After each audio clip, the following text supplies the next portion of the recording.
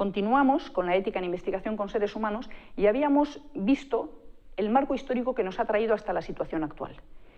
Ahora, a partir de 1966, con el artículo de Beecher y la exposición pública de los experimentos que se estaban realizando, llegamos a la situación actual, a lo que se llama la investigación regulada.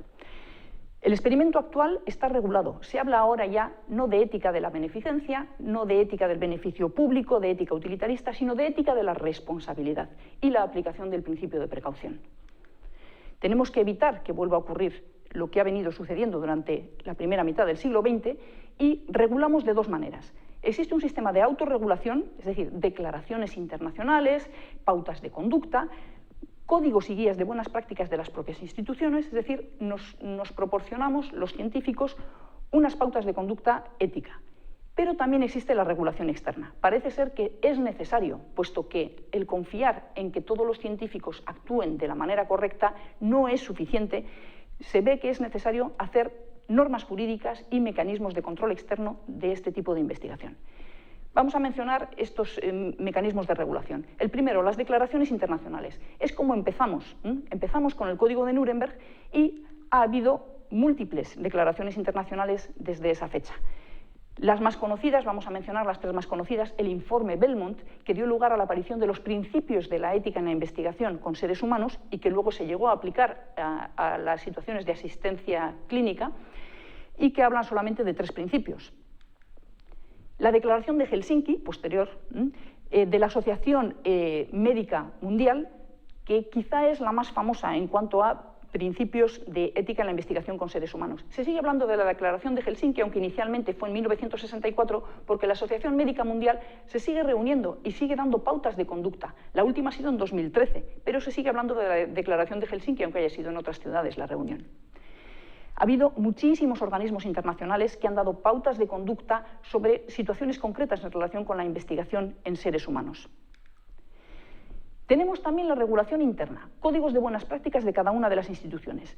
Cada institución puede hacer su código y sus recomendaciones sobre cómo investigar con seres humanos. Mencionamos un par de ellos muy conocidos, como las recomendaciones del Comité de Bioética de España o, por ejemplo, el Código de Buenas Prácticas Científicas del CSIC.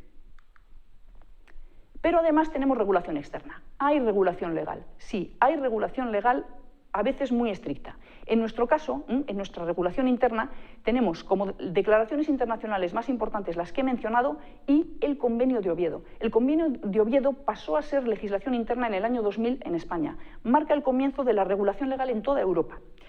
Y el control por comités de ética. El control por comités de ética va a regirse por las declaraciones internacionales que estamos mencionando y por la normativa interna. En nuestro caso va a haber dos normativas muy importantes en relación con investigación con seres humanos. Una que regula los ensayos clínicos con medicamentos y otra que es la Ley de Investigación Biomédica.